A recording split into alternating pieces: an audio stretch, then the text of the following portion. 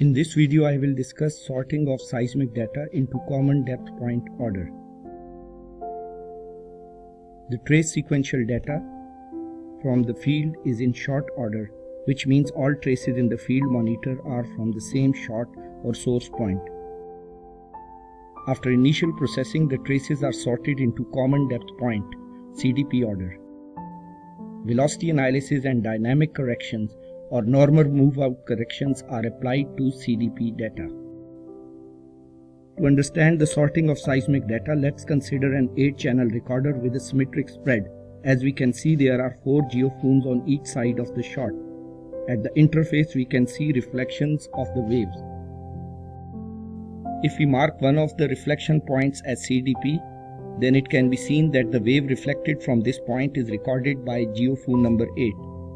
Thus, reflections from this point are recorded in trace number 8 in the shot record.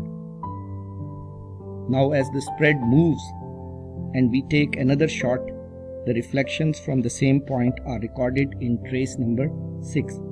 The spread further moves and the shot is exactly above the CDP point. Hence, no wave is reflected from this shot. In this way, the spread further moves and reflection from the same point are recorded in trace number 3 and finally in trace number 1. After this, reflections from the CDP point are no longer recorded. As we had an 8-channel recorder and shooting was done on each consecutive picket, the fold must be 4. From the above shot records, we can see 4 traces have reflected events from the marked CDP point. The short receiver combinations along with ray path for the first 2 traces are highlighted, and for the next 2 traces the source and receiver get swapped.